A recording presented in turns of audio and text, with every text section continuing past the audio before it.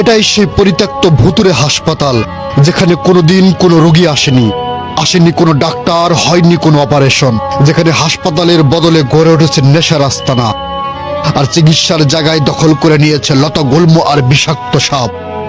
এখানে রয়েছে সেই অসমাপ্ত অভিশপ্ত মসজিদ, যে মসজিদে কোনোদিন আজান শোনা যায়নি, যার ভেতরে বসে মাদকখেকো মানুষের অসামাজিক তালিম। কিন্তু প্রশ্ন একটাই, কিভাবে, কেন, কোন অকারণে এই মেগা প্রজেক্ট পেল না তার পূর্ণতা? কেন চরম অবহেলায় পড়ে রইল এই কোটি টাকার সম্পদ? আর সবচেয়ে বড় প্রশ্ন, পিতার মৃত্যুর পরও কেন এই স্বপ্নের দায়িত্ব নিল না তার যোগ্য উত্তরাধিকারীরা? তাহলে চলুন ধীরে ধীরে উন্মোচন করি একটি অসমাপ্ত স্বপ্নের অন্ধকার অধ্যায়,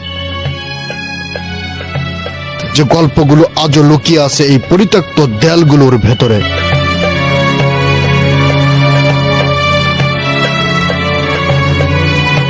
ঢাকার শেষ প্রান্তের টাঙ্গাইলের মির্জাপুর সীমান্তের কাছেই পাইকপাড়া গ্রামে নীরবে দাঁড়িয়ে আছে একটি বিশাল অসমাপ্ত স্বপ্ন, একটি মেগা প্রজেক্ট, যা অনেকের কাছে পরিচিত খোকন সাহেবের পরিত্যক্ত হাসপাতাল নামে।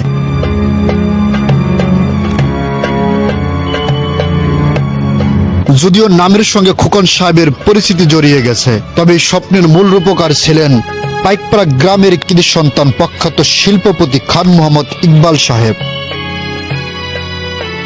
ইকবাল সাহেব ছিলেন শুধু একজন ব্যবসায়ী নন, তিনি ছিলেন একজন সফল স্বপ্নদ্রষ্টা, একজন মানুষ যিনি চেয়েছিলেন ধামরাইয়ের মানুষ যেন চিকিৎসা আর শিক্ষার জন্য দূর দূরান্তে ছুটে না বেড়ায়।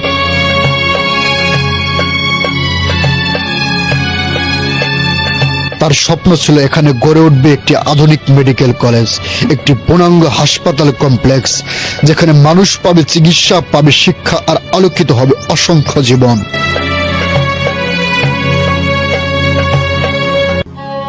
কিন্তু নিয়তির নির্মমতায় কাজ যখন প্রায় 70% সম্পন্ন, ঠিক তখনই ইকবাল সাহেবের মৃত্যু এই বিশাল স্বপ্নকে থামিয়ে দেয়।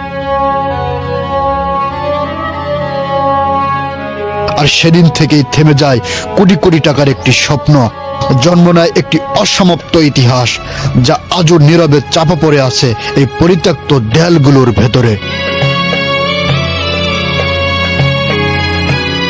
উন্নয়ন থেকে যখন ঢাকার ধামরাই উপজেলা কয়েক হাজার মাইল পেছিয়ে আছে, ঠিক তখনই এরকম একটা বিশাল মেগা প্রজেক্ট যখন ভেতরে বাড়ি হয়ে যায়, তখন হতাশা ছাড়া আর কিছু থাকে না। যখন আমি ইকবাল সাহেবের কারখানার সামনে আসলাম, তখন